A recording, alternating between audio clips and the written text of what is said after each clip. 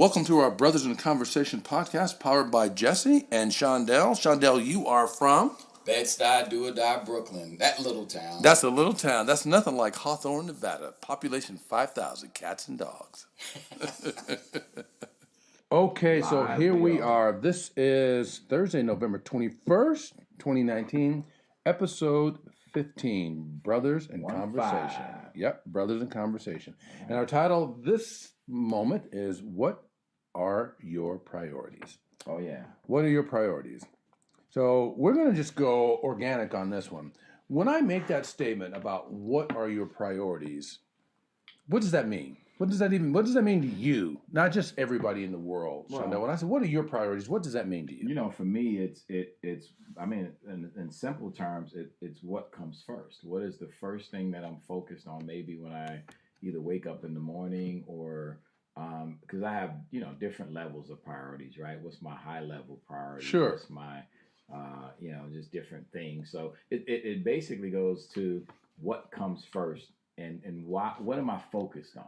What am I really? So really when you focused hear on? what are your priorities, Mhm. you what comes to you is what are you focused on? Right. What Okay. am I focused on? So, and when we talk about that, you said, what do you focus on? That could be a lot. What do you focus on Mhm. at the moment? What do you focus on for the day? What do you Right. focus on for the week or the year? Yeah. When you say, what are you focused on? What does that mean to you? So I'll give you an example. So when I was, when my kids were young, Yeah. on a larger scale, I start there first. Okay. My focus was on them. So I purchased my home based on where the good schools were, good parks, rec centers, things like that impact them. Okay. When Arlene and I were empty nesters, Okay. we focused on us. We focused on what's a good place where we can get good health care, where we can be even kid-free zones. Like we were really just, it was more about us where we could dine at different locations. Like it shifted from kids as a priority. Why did you focus on kids first as a priority? I'm curious. Oh, so when we came together as a family, Yeah. one thing we wanted to do is make sure that we said we're going to raise our kids in a way that they have every advantage available to them. Okay. So the focus was on them so that they would have options and choices. Yes, and for them to develop. Okay, got it. Yeah, so we when we shopped for our house, my wife specifically interviewed like the schools. Like she was just like, okay, here is one great elementary school, here's a great middle school, here's a great high school, here are great community centers. So our entire focus, and then our sketch, and even when we chose our job. Were you taught that, Shondell? Were you and Arlene taught that? Yeah. Or do you think that was part native because you have children? Now that you shift your focus to them being first. I think it's a combination of both. Okay. Combination of we were taught that by our parents, that our parents made us a priority, whether it was things that we didn't like every day going to church, whatever it is. Okay. They made us a priority, and then made sure that you played in sports teams, did all those kind of things. You were involved and engaged. So let me ask you this. Mm-hmm. So if you were let's since you're back in the day, I'm going to go Mm-hmm. back in the day with you. Yeah. Back in the day, give me what you believe were your top 3 priorities on a daily basis. Give me back in the day, high school. No, you're talking about when you had kids. Okay. So I want to stay in that was zone high school for us. too. Okay, fair enough. Fair enough. When you had kids and you were out of high school. Right. So when you start to build your own family. Okay. Basically, let's go back to when you and Arlene came together as a family. Okay. So that's fair. What were your top 3 priorities then? First was integration. What that means is first it was let's get all of. I'm trying to do 2 things at one time too. I don't see my watch party, but I'm going to share. Oh yeah, share now. That's why I'm going to share with my group. But it was first making sure that we brought the families together, and when we brought the families, priority number 1, yep. Make sure you brought the families together in a cohesive fashion. And integration. Priority number 2. Yep. So integration was. Well, integration goes along with that, bringing the families together. Yes. That's a dash. Yes. It's not step 2, it's a dash. It's a dash, exactly. Okay. And then it was communication.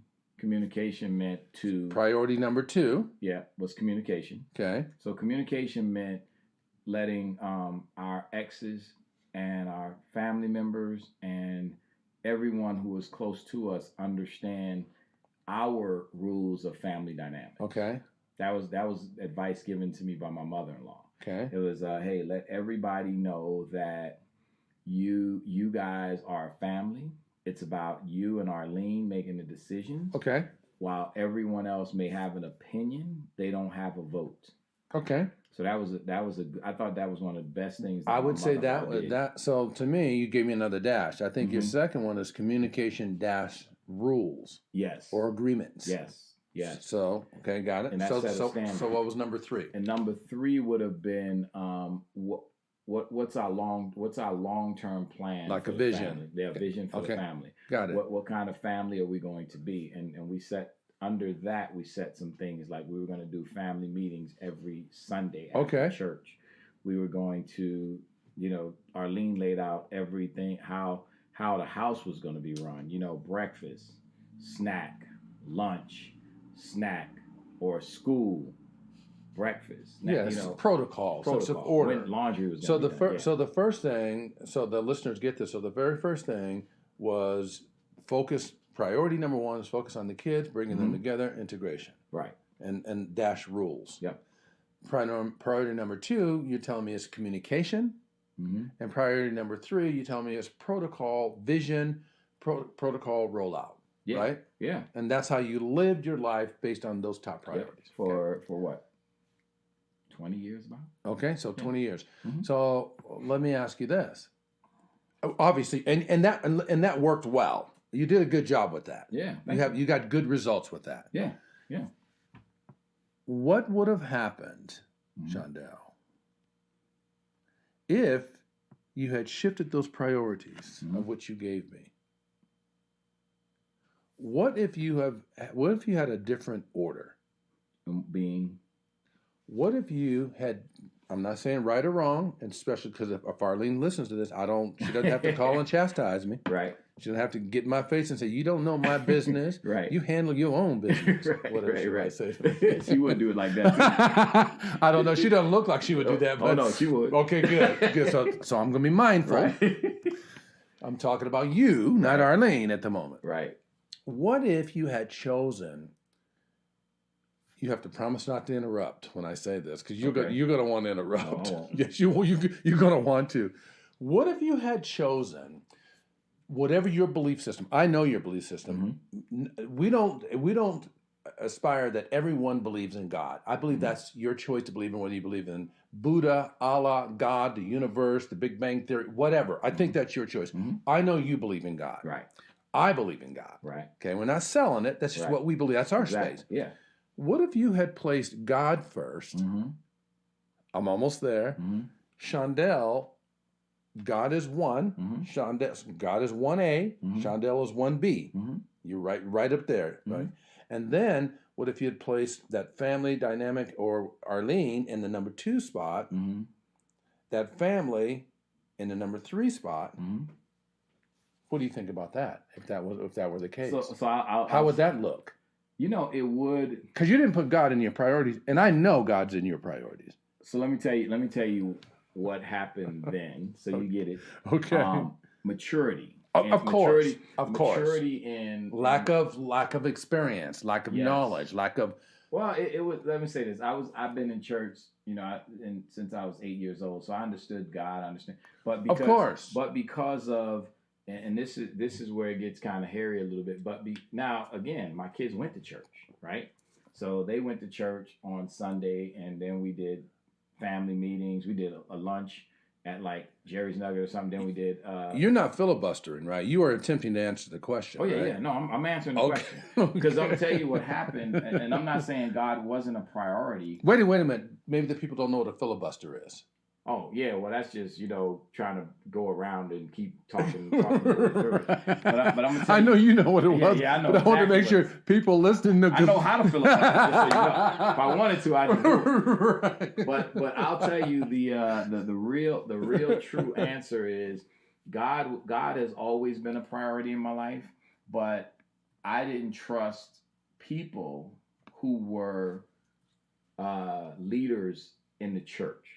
at that Got time. it. So, Got it. So what Got I it. did, God was always still a priority. That was a little bit of a shaky foundation because of incidents that you've seen that were Exactly. inconsistent with the power of the word, or Right. inconsistent with Very how you treat inconsistent. people. Yeah, because I'm a reader, I'm a studier, so when people are inconsistent, it throws me off. Got it. That's a really good. I didn't Yeah. expect you to come that clean on this. Mm-hmm. I thought you were gonna. Oh my gosh, but you're explaining why that wasn't high up in the power at the time, because there was some conflict going on with that. I think God was always high in the, but I didn't.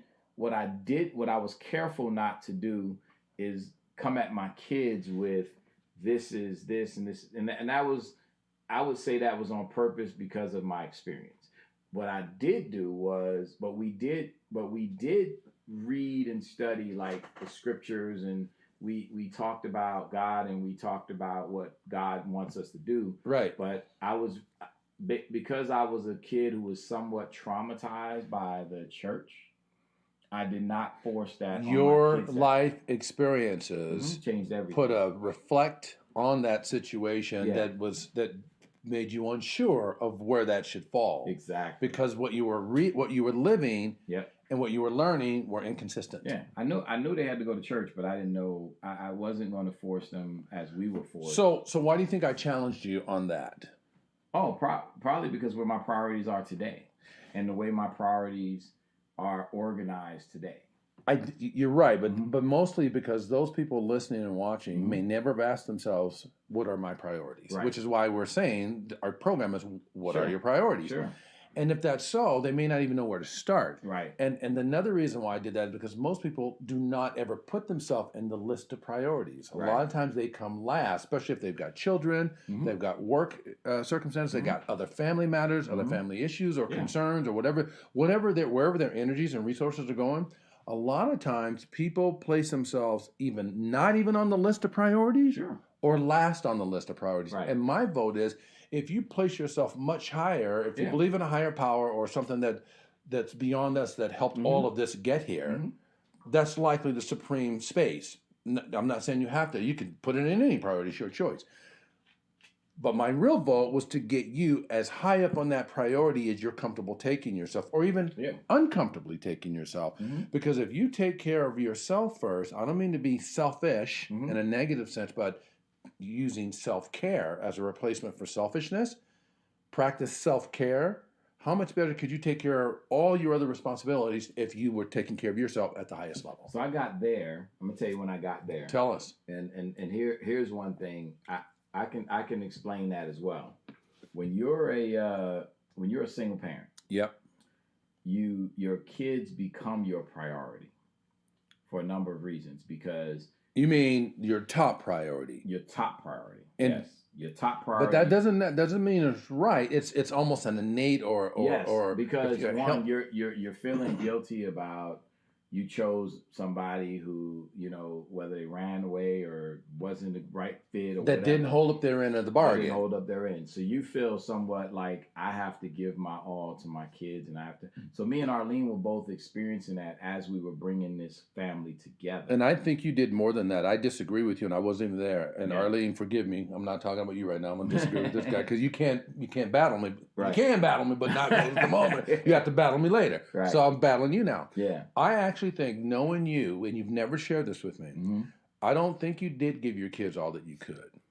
Right. I think you poured it on and you overserved in a way to ensure to make up for that gap or that distance from the other side of that person that dropped out. Right. You did your part and their part. Exactly. So that's what I said, right? So yeah, and with that is, it wasn't until we started looking at it from a different standpoint, probably a year and a half to 2 years in, how could we give more? Because remember, we're coming out of single parenthood. Is it how could you give more, Shondell, or is it how could you give differently? Well, because you were already doing your part and the missing person's part. Yeah, but you're not. You're giving, but you're not giving more substance. Let me put it that way. And here's how you give more substance. Okay, so what you're saying, when you say give more substance, right? You're going along with my give differently. Yes, yeah, definitely. That's what you're saying. Yeah, you change. How can we look at the cycle and circle of what we're giving Mm-hmm. and ensure that it's got the best ingredients. Yeah. Maybe pull back on that and add this one. Maybe Right. pull in on this because, one. Because, like you said, instinctively you start thinking about how you can give more. How Right. you can just more time. I don't want to miss this. I don't want to miss that. They're already missing their parent, blah, blah, blah. So you're trying to make up for the lost space or lost time or the lost parent. What we decided to do was now let's step back. Let's think about how we can give much more substance. And what that meant was then we started focusing on if we're better. Right. We there can we make go. everybody else better. So you acquired that you had to philosophy, that knowledge. Wait a minute. And that's we where need the to flip the script a little bit. Right. Yeah. Nice. In order for me to make you strong, I have to already be strong. Well, so okay. Well, I like that. That's Yeah. good. That was good. So, in fact, I don't want our listeners and viewers to believe we're going to be stuck on the Bible and God and all that stuff. That's part of the conversation. So the thing is, it's like this. It's like I was like thinking about, because I think it's like this. You go from survival mode, right, to where you're a single parent, and both of us have 4 kids. So you don't have a whole lot of time to do reflection and sit down. You just I don't think it's that you right. You just said I don't think it's that you don't have the time. You don't feel like you have the time. I don't think it even comes to you. Right. To your point, you're more in a God. I almost want to use. I'm not going to use a bad word. I'll use a different word. You're more like spitting and getting. Yeah. Because it's all you can do to keep the job and keep up with the job and keep up with the demands. Second to minute to moment. moment. It's almost like you don't even your drive to and from is loaded with all these to-dos. Exactly. Which is why we're having the priority conversation. That's the whole point of this conversation. That's the point. Because, and especially in today's world, there's so many more choices. Yeah. There's volumes and oodles of more choices for everybody than there ever was before. Mm-hmm. So people deciding what's best for them and their time and their space, a lot of times they're not taking time to do that. In fact, I want to switch over to this, another part of the subject called shifting priorities. I believe that we live in a world of shifting priorities. Right. Your priorities today, Shondell, when you woke up today, your top 5 priorities today may not be the same top 5 priorities at noon. Right. Or 4 o'clock or 5 o'clock. Right. If Tiara calls you and shares with you, she wants to have a conversation with you so you two can team up and make something better out of a situation that's a complete disaster that threatens the health of your business and the business that she's running. Is that going to shift close to the top of your game? Yeah. Yes. Absolutely. Yeah. So we live in a world of shifting priorities, and a lot of people don't get that. They don't build that into their game. So Lisa and I have a communication style that whenever she's reaching out to me, I want to serve whatever that is because I want her, whatever her timing is, I want to meet her timing, even if I don't know what it is. Right. But we like to put it in a category, if it's a high sense of urgency, she needs to put that in the voice message, in the note, in the text, whatever. If it's a 911, she needs to put that. If it's not a 911 or a high sense of urgency, our rhythm is I'll get to it once I complete whatever this task is. I'll interrupt the task if it's a higher triage game. Gotcha. So there's a thing called triage and shifting priorities. A lot of people don't respond to shifting priorities. They get stuck, and this is what they do. Yeah. See, you and Arlene made a change. You weren't stuck in this is what we do. Right. At some point as you evolve, you said, wait a minute, is this the right circle of things we need to be doing? Yeah, it's the best. Yeah. So when you hear the word shifting priorities, what's that mean to you? Well, it's exactly what you said. So your priorities shift, like for us, for example, now that we got grandkids, right? Right. We feel that we are the emotional support, the friends. We before it was our job to raise the kids. Right. It was to give them instruction, give them guidance, give them direction. Not that we don't do that with our older grandkids, but it's a little different. Right. We don't feel compelled that we have to do that. So our priority is not to get them to school, help them through this and do. Our priority now is to provide emotional grandpa and grandpa. Right. You have a different role now. You have a different role. So you shift your priorities based on what's going on now, right? Tiana, my little Yorkie poodle, is now our baby. That's the right. My priority went from getting kids off to school to making sure Tiana gets fed, she gets a walk, She gets, some time, and all of those. So your priority starts to shift based on your environment and what you have going on. Right, I agree. And in the world of shifting priorities, to me, that also means that you are willing to make the shift to serve the greater good of all. Yes. Whatever that looks like. Yes. And when you live like that, I think you become more efficient. Yeah. I think you become more useful. I think you become more meaningful. Mhm. When you have that extra set of gears that you can shift to accommodate that particular matter that addresses whatever those concerns are or needs or wants or whatever that is. Yeah. I believe it puts you in a space where you're actually serving better. Yes. Yes. I do really believe that. Yeah. I think when you get stuck and this is what I do and it's not negotiable, right. I think that's when you become hard to be around. Yeah, and I think you have to. Yeah, you have to You be agree? very open-minded. Absolutely, I think you have to be open-minded. And then You say you think you have to be open-minded. Sure. I agree with you, Shondell, but Yeah. I think you have to know your character. Yes. Because there are people that are naturally open-minded. Sure. In their character, and there are people that are not open-minded at all, don't want to hear anything from anybody for the most part. Right. When you say you have to be open-minded, you're talking more to those character types that tend to be right all the time or think they are. Well, I think you have to be open with yourself. You have you have to allow yourself some vulnerability. You have to say, I agree. It went from, okay, I'm saving money for college, I'm saving money for my kids to have nice clothes, right. et cetera, right. to now I'm saving money for retirement. Right. I'm saving money, I'm putting money into insurance, if God forbid something happens. Right. You and then you shift from what are your priorities when it comes to housing. Everything shifts.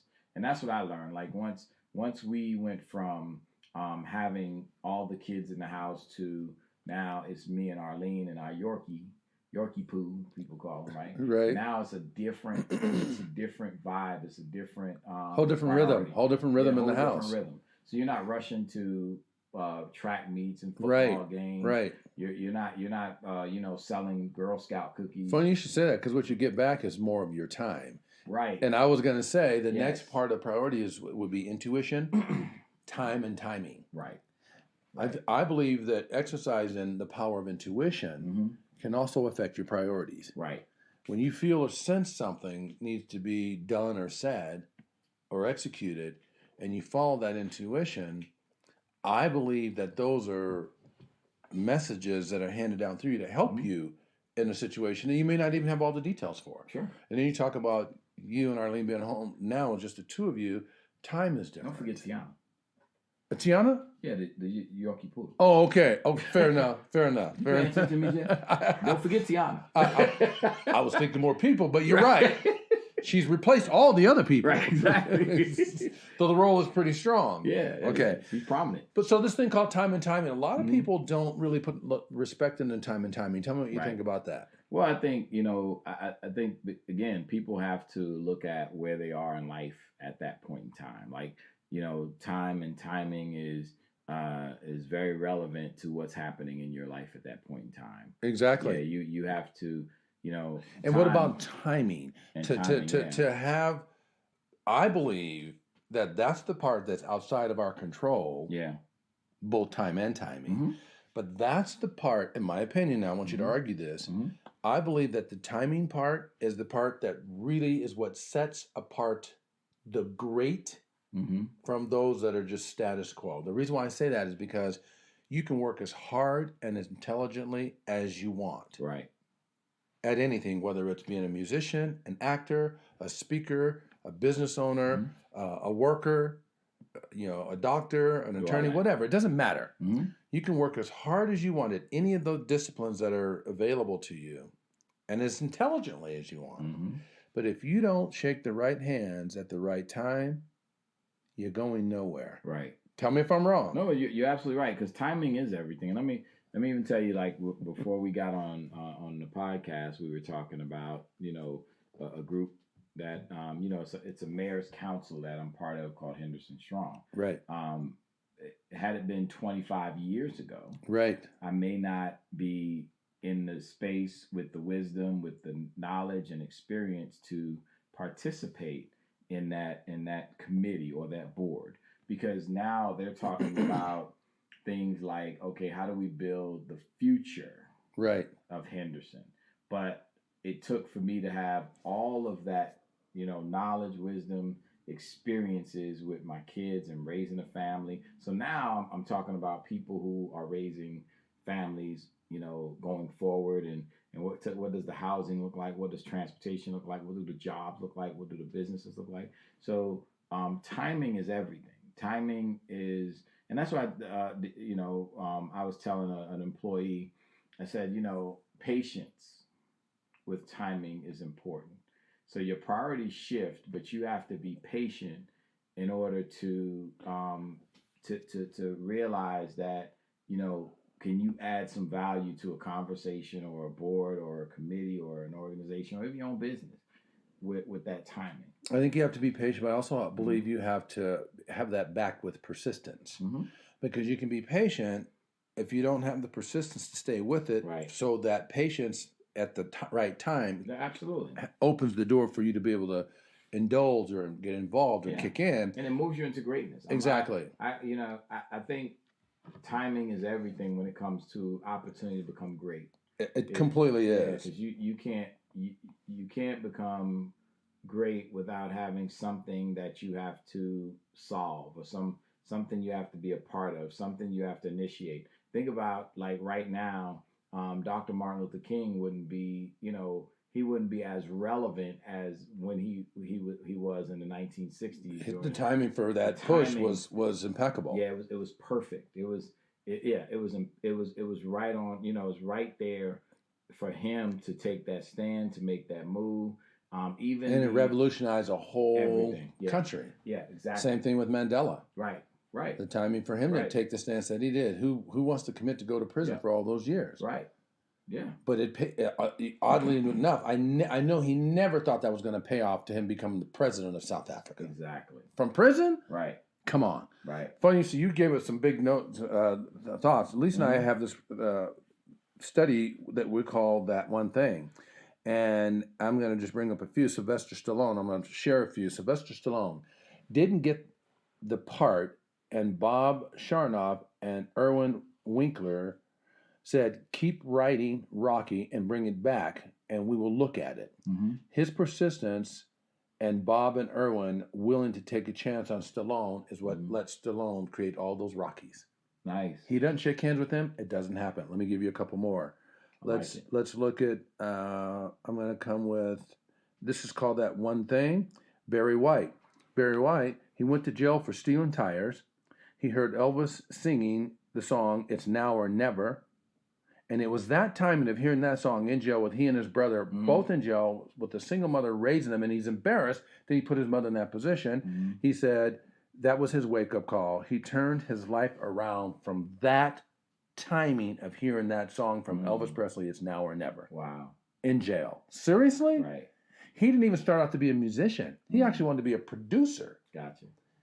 He wrote 4 songs for other people, then decided to go in the studio just to see what the songs were like. He loved them so much, he kept them for himself. Those became his 4 top best hits. Right. So that to me is another timing issue. Mm-hmm. Let's see if I can pull someone else very different that you might not expect. Let's go with Bruce Willis. Bruce Willis started acting in high school. Mm-hmm. Why? Because the timing was perfect for him. Mm-hmm. It was a high school play, and he got into that high school play in order to practice stop stuttering. He was a stutterer. Gotcha. He saw the opportunity for practicing on stage under pressure, right? And that's what helped him get over his stuttering. Okay, that's why he became an actor. Awesome. Yeah. Timing. Yeah. Tell me what you think of those examples. Aren't those some really good examples? And the key, those are great examples. And the key is they did something about it, right? At the end of action. the day, action. We're going to get to that. Persistence, right? That we're actually going to get to the what are you going to do about it? Because if the timing's there, in fact, I'm not going to stop looking at this. But we have like 50 entries so far. This is called That One Thing. Mm-hmm. That One Thing is a study that Lisa and I are doing. Well, it's going to come back up in more and more of our podcast because it's been. We wanted to know because we're busting it hard. Yeah. Okay. Yeah. Lisa works extremely hard and smart. I work as hard. I won't call myself smart, But I work at I wouldn't call you pushing to be smart. I know you ain't gonna call me smart. Call you smart either. No, but you told I'll call Lisa smart. I know, but you told your cheering I was smart. I did say that. Yeah, that dude knows what he's talking about. So what we wanted to do, Shondell, with all that, and I said that's still not enough to get to the standard and the level that we believe we deserve. Right. So now what? Yeah. So I thought, well, how do other people do it? Yeah. So I started this study. We started a study called That One Thing. Okay. Is there that one thing that helps someone go from obscurity to prosperity? To go from obscurity. So right now we're obscure. We're like a best kept secret. Right. The world doesn't really know we're available for the resources that we have that can serve the world. Yeah. People know its and bits one at a time, some referral, word of mouth, blah, blah, blah. But the world, the world knows about Tony Robbins for the most part. Okay. So how do we get there? So it takes that chance and that opportunity to meet all in a perfect world, in a perfect place. And you mentioned the first person you mentioned was Rocky. Right. And so it took the right person with at the right time. At the right time. And the right resources. Right. They had resources. They had resources. And connections and money. Right. Yep. So all of that has to be like a perfect storm. Absolutely. And then, it boils down to your moment may not be the same moment as somebody else. Exactly. So then you go back to what you just said earlier: patience and persistence. Yeah. So far, the gem that sews it all together so far is this: why the best success stories often begin with failure. Failure and setbacks, far from being uncommon, are in many ways essential. Yeah. Weigh in on that. Tell me what you think about that. So, and then I want people to understand, like, failure is not the devastation of academia. That's right. Some people believe that failure means that you hit rock bottom. Failure could be small, failure could be big, failure could be in the middle. So failure. What does failure mean to you? Failure to me means that you've recognized that something is not working as well as it possibly can. Right. So it could be advanced in some way, shape, or form. Exactly. So if you're in let's use the basics. If you're in gym class, okay, and you're getting a C in that class, right, you have the opportunity to do better than that C. Right. Even if it means, oh, well, I need, I remember my oldest daughter, not Tiara. Tiara was an athlete. She loved gym. My oldest daughter didn't like to sweat, even though she was a cheerleader. She liked to sweat. Right. But so in order for her to get a better grade, she just had to dress out every day. I knew you were going to say that. There were times she didn't dress out. Dress out is the term for putting on your gym clothes. If you don't put on your gym clothes, you count it as, even if you're in the room, you're not counted as playing. Right. You're participating. Not participating, exactly. So just to participate, it means, even if you dressed out and was menial, you still got credit. You got counted. You got credit for it. So that's what I'd say that a lot of people have to understand that failure means that you're not putting your best in, or you're not creating the best opportunity. So I think that, yes, failure, you have to have some failure in order for you to learn, though. Exactly. I love what you just said. You have to have some failure in order for you to learn. And Lisa and I see it this way. We discovered this. FAIL, fail, stands for us, and the way we live it, first attempt in learning. Oh, I like that. Yeah, FAIL, first attempt in learning. Right. That's exactly what you're saying. Yeah. So now you got to go persistence. So check this out. On our one thing, this is the second jewel of the one thing so far of the study that we're doing. Success is less a matter of innate talent and more the product of perseverance and willingness to stumble and stand up again and again. And that was the number one thing on every one of these nearly 50 entries of study on that one thing from Say it again. Okay. You want to say it again? Okay, let me go back and pull it up again.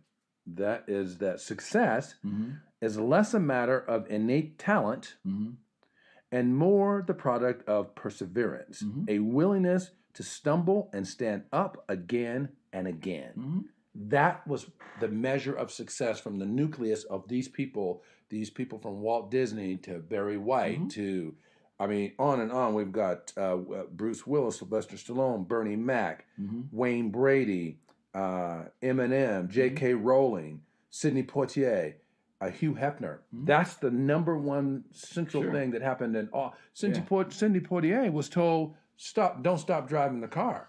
You're never going to be an actor. Right. Anita Baker was told, give it up. Yeah. This is before she got her 5 Grammy nominations and 2 platinum albums. And Bernie Mac was told that because of his stand-up, because of the way it was, right, he would not get a TV show. Right. Which is interesting because Red Fox was just as raw, right? That's how he got was Triple more. X. He was But more. got a TV show. Right. But everybody was telling Bernie Mac that he wouldn't be able to get a TV show. But the point here is when you have a belief in a talent or the desire to evolve a talent, right, you have got to stay with it to the end. You got to stay through the fullest. Yeah. You can't give up when difficulties or strife or challenges or resources dwindle. That's how you go from obscurity to prosperity. Right. We're looking to figure out how to prosper. Right. So we're talking about priorities.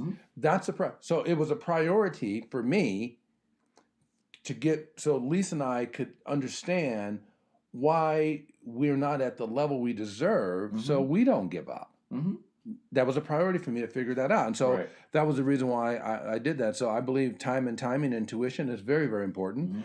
And I believe that the other thing is, when it comes to priorities, what if it's something that you don't like doing, but you know you don't want to do it, you don't like doing it, but you know you need to do it? Right. How do you do that? How do you work through that in terms of managing your priorities? It's something that's very important. Sure. You don't like doing it, and you don't want to do it. But if it's part of your overall vision of where you want to go, and it's part of that, and I think that's where most people fall down, right? And because they fall down because they say, well, I don't like this part of this big picture. Like me, for example, and I go back to my football days. I didn't like working out. So let's for that as an example. So you didn't like it. So how do you do it when you don't like doing it and you don't want to do it? But I also realized that in order for me to play for the Las Vegas Gamblers, they had that workout time, that period. I had to work out. I also realized too that I had to find the why in doing it. I had to say, okay, why am I doing this? So you're saying in establishing the why will give you the motivation to do it. Yes, establishing the why. Why are they asking us to work out? Why do they want us? Because they don't want us to get hurt. Because they want us to be our best on the field. Because, and I had to sit back and say, so even though I don't like the gym was necessary. Or in the military, why do you have to go through some of these crazy drills when sometimes maybe some of these things won't happen? But you had to make it a priority. Safety, like the biggest one is safety. Everybody says, oh, well, that's not going to happen. But when it does happen, you have to be prepared for it. Right. So you said you make it a priority, you establish your why, and you believe that for you, that's what made you go ahead and do it. Yeah, it makes me start really thinking differently about it. Like, not tricking yourself. I actually like what you said. I like where you're going. You said thinking differently about it, and for now, let's use the placeholder, tricking yourself as in creating. You're using the term tricking yourself. Let me help you out because you're certainly going in I don't think the why is strong enough for most people. I think the why was strong enough for you because you're hardwired that way. But a lot of people, even after establishing their why, they still will fall down, fall off, or let it go and put it down. But the second thing you start to say is the part you got to do a brain switch. So to your point, think about that differently. I'm going to give you an example. I like order, and I like things neat and ordered and in their place. Yeah. Because I know that clutter in the home is clutter in the mind. I don't want clutter in my mind. I like my mind free for organic thinking, like what we're doing right here. Right. The way that I can think creatively and dialogue with you back and forth is because I am not full of anything else at this moment. This is all this. I'm on this. Right. I'm not on my campaign of all the stuff I got to do. Right. I'm right here. Yeah. Because I know where it's at. Yeah. If I didn't know where it's at, I'd be intermittently thinking about this and that. So when I have something that I don't want to do and I don't like doing, but it still needs to get done, you called it tricking. We're going to switch it up. I practice gamification. We're going to gamify it. Yeah. We're going to gamify it. So I take I get my iPad, and it's a 2-day job to clean the garage. I'm putting 2 hours on the timer. Right. I'm gonna put 2 hours on the timer. Gotcha. I'm gonna take my garage door and set it at half so neighbors can't wander in and disturb me because I don't want to be rude, but I'm on a mission. Because you got to clean that garage. Exactly. And so I'm challenging myself. I'm challenging myself to do in 2 hours what would typically take 2 days. Right. It's a ridiculous goal. Yeah. And I've given myself 2 hours. I put on some tunes and I go. Yep. And then out of 10 times of doing this, I will only hit the requirement maybe 1 out of 10. But I give myself a 30-minute snooze to finish up. Right. So when I do that, what is it about for me when I'm in that experience? Or what is it about in your mind? Is it about the garage or is it about something else? Now it becomes about competing and and pushing yourself in a way where you know that will push you there. Yes, it's about the game. It's about the game. I when I set that garage halfway, I create 3 piles. Throw away, close to the garbage can. I don't put it in the can. It's the pile because if I take time to put it in the can, it's going to take too long. I can dump them in there at one time. Right. So I create a throwaway, give away, put away. Okay. I'm hoping that the throwaway and the giveaway is bigger piles than the put away. Because I have less to put away now. Now it's cleaning up. Yeah. You follow me? Yeah, I get you. So I do that, and I'm on this thing, and I'm on a mission, and when that clock, the closer it gets to 0, the more frenzy I get. Right. I'm not even thinking about cleaning the garage now. Right. So totally different. So now, what has happened in 2 or 2.5 hours? You tell me. What have I done? Well, I mean, you pretty much, like we said, you tricked yourself into cleaning the garage. Yeah, I gamified it. Gamified it, right. And Mihai Csikszentmihalyi wrote a book called Flow. And he talks about flow as an experience. He says, whenever you create a communication, like what you and I are always creating a flow. Right. Every time we connect. Yeah. Time falls off the clock. When you create a flow experience with something, you lose the sense of time. You don't even think about it. You lose it. You don't even think about it. Yeah, so I used to. Talking about that, when you say like tricking or gamification, yeah, I would go in there and just have fun with working out, because that's gamifying it, right? Especially with you, because that's who you are anyway. Yeah. Or I challenge the biggest guy in there, like, okay, what can you lift? By the way, this is Shondell, folks that are watching, Shondell on the color code, his second color is yellow. Right. Yellows are motivated by fun. His primary, he's at 66% red, the power of getting things done. Yep. His second color is yellow at 19%. 19% of a pie, of a full pie, is motivated by fun. So for Shondell to flip over to turn into a game of fun, that's easy for you. Oh, yeah. Oh, that's a piece of cake. It's in your character. And it's just really, it was challenging the big dudes, right? I know I can lift as much as they can lift, but by challenging them. You're gamifying it so it gets more energy into it. Yeah.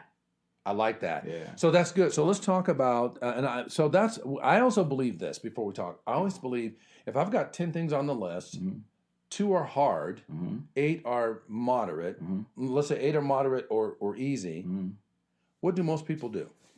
Most people go to the hard one. No. They don't go to the easy one. Because it's easy. It's just like, okay, let me just do that. They do the easiest. Yeah, when you think, I say what I do actually is what I go to the hard one. Of course. I go with the hard ones too. Yeah. You know why? Why do you go with the hardest one, those 2? Why do you do the hardest ones first? Because I think that once you start working on your hardest priority first, once it's gone, then it's downhill from there. It's a piece of cake. It's a piece of cake. But when you do the easy stuff first, what's lingering in your back of your mind? Oh, the tough thing. Come on. You are just dreading that. You're dreading that big tough task.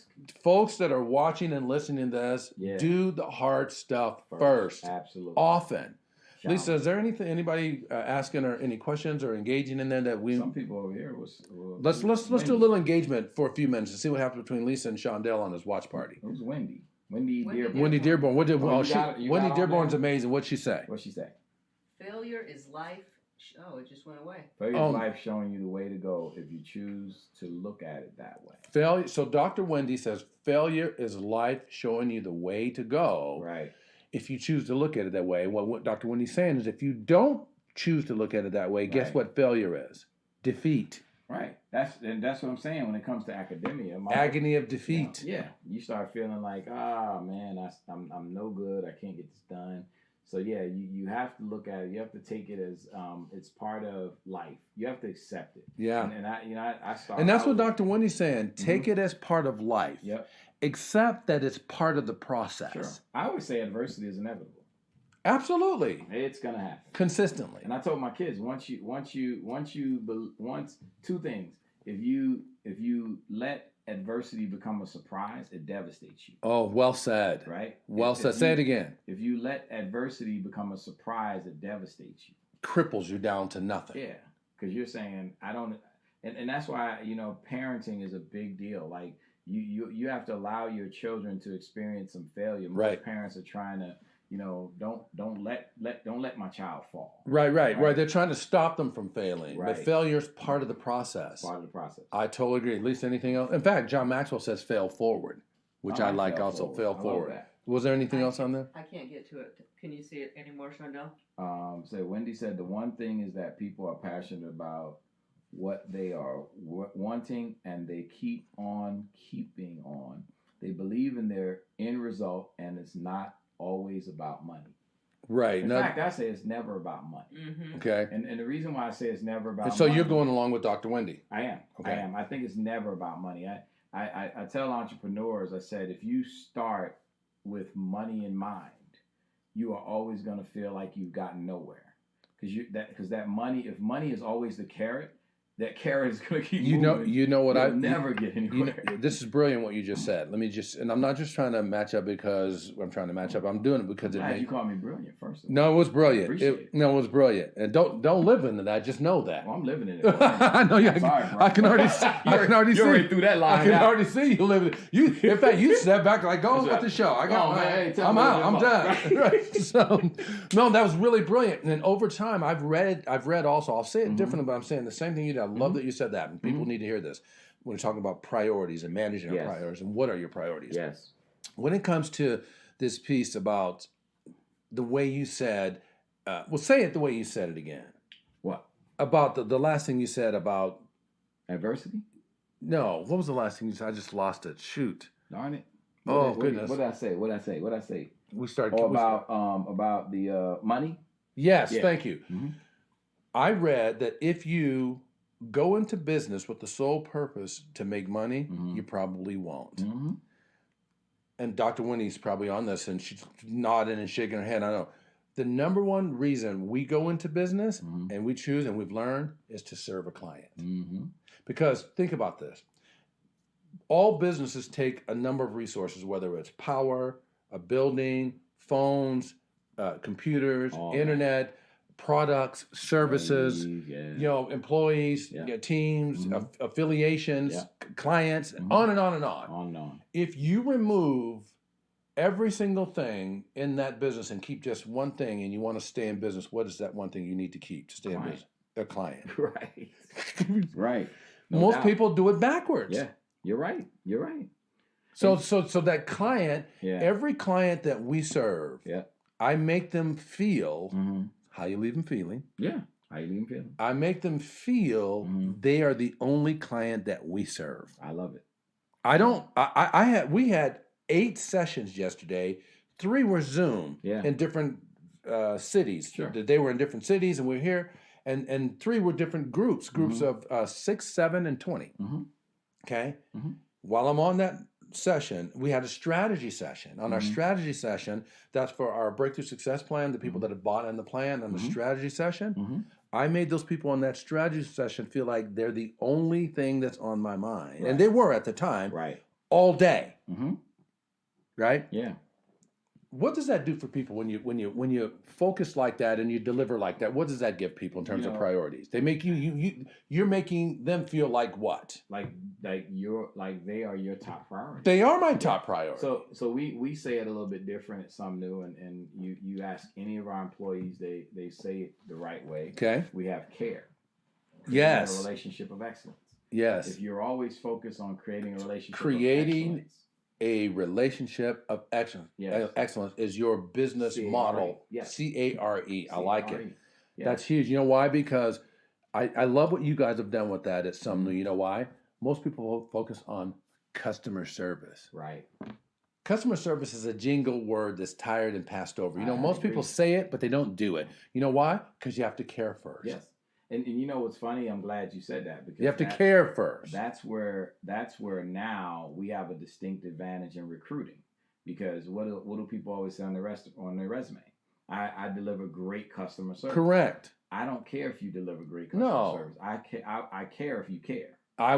That's what matters, because if you care, you can teach them how to do exactly how you want and need it with your 12-step. Absolutely. Boogie. Absolutely. In fact, I talked to Tiara last night. Yep. She said the 12 steps, that's your secret sauce. Right. Everyone comes into the zone, they get that, or they don't get to stay. Right.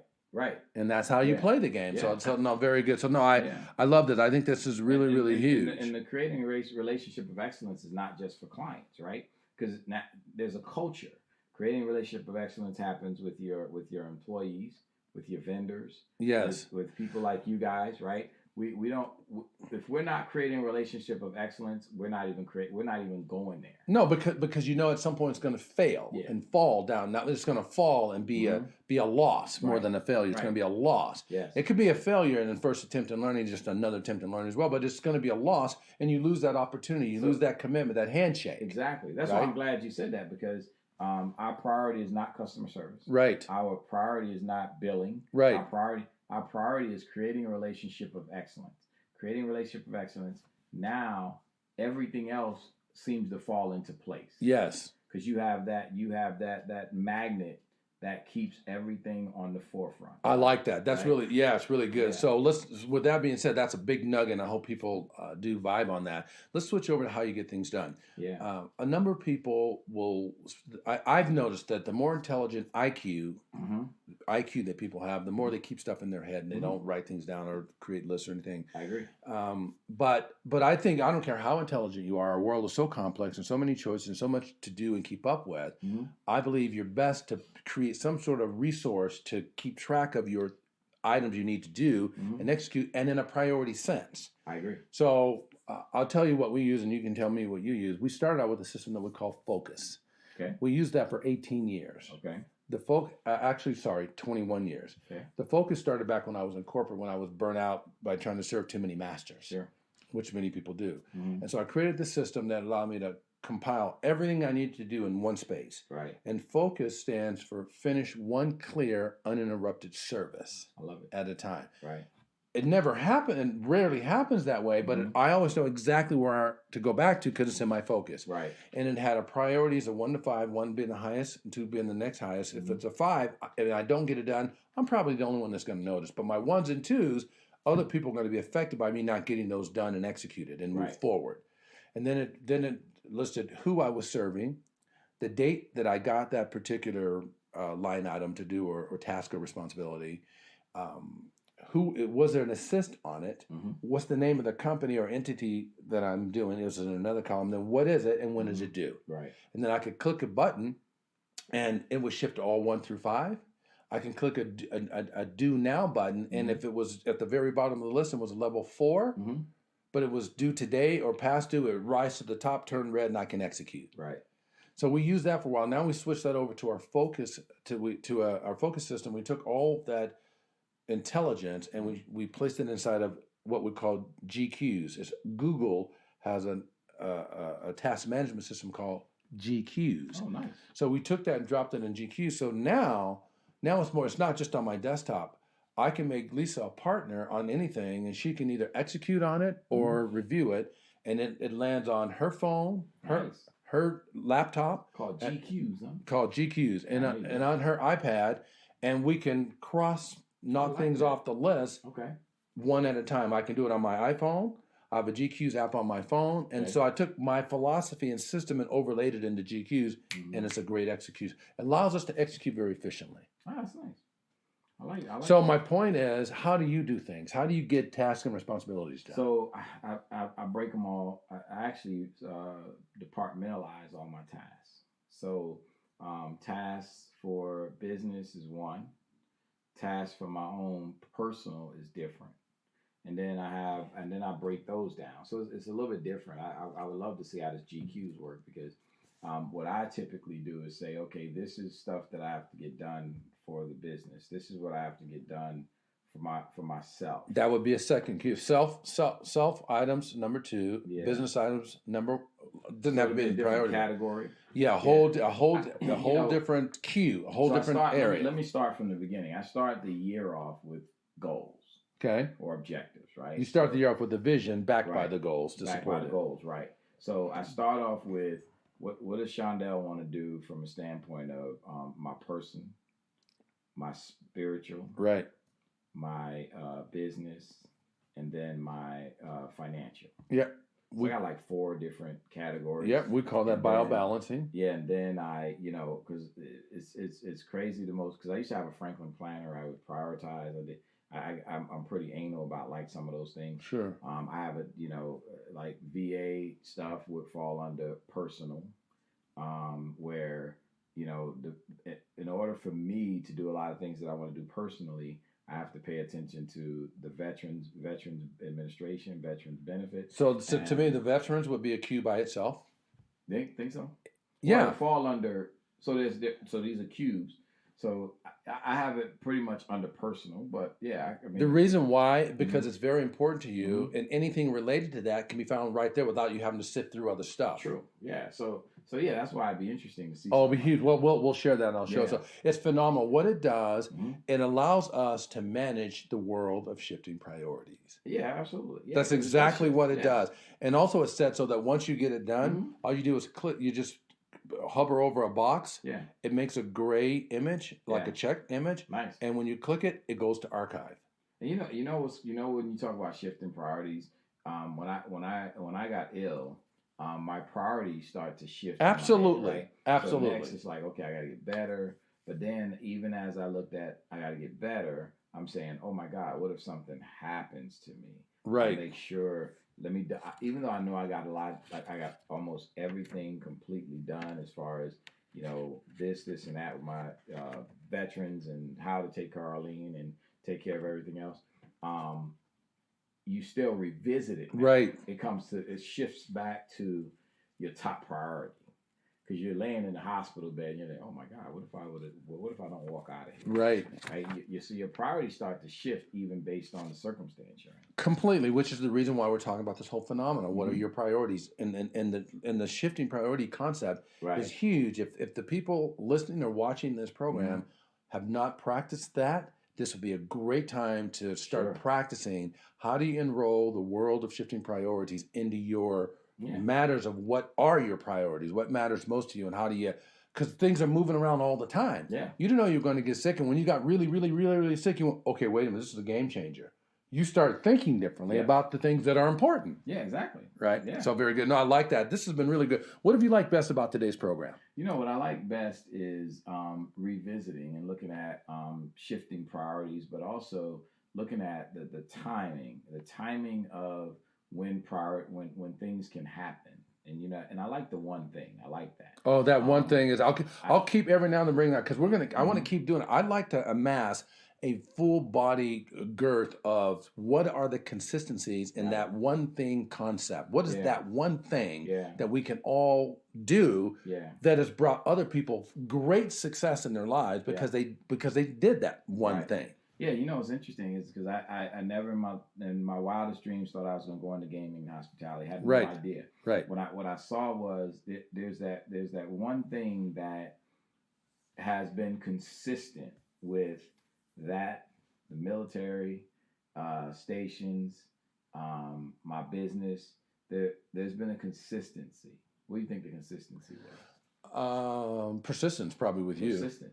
Probably with you is persistence. Be the first thing that come to my mind. Absolutely. And you don't give up. You're not the kind of guy that give up. You stay in the fight until you get to a level of success where you can then choose when it's time to exit. Not because you're defeated. Yeah. And some people think I'm not persistent because I am patient. And I'm not patient without persistence. It's just that I am not freaking out about the patience. I'm not slamming the table or something going, oh my God. No, you're stepping back in your process and then regrouping. Yeah. So no, that's really good. That's really good. So I'm really glad that it worked out. I know it was a great program and I felt good about it. I hope others are feeling good about it as well. Where can people find you at, Shondell? They can find me on Facebook, on LinkedIn, Twitter. Just hit my name, Shondell Newsom. Same thing. Just Talk, Lisa Listen. They can find us on our website. They can at justtalk.com. They can find Lisa on Facebook, or definitely she's got a great Facebook presence, Oh, yeah. and you can find her on LinkedIn, and both of us there as well. Mm-hmm. And we say this when we end our program, we always like to end it with the most powerful thing that we know that serves. At the end of the day, it's all about how you leave them feeling. feeling.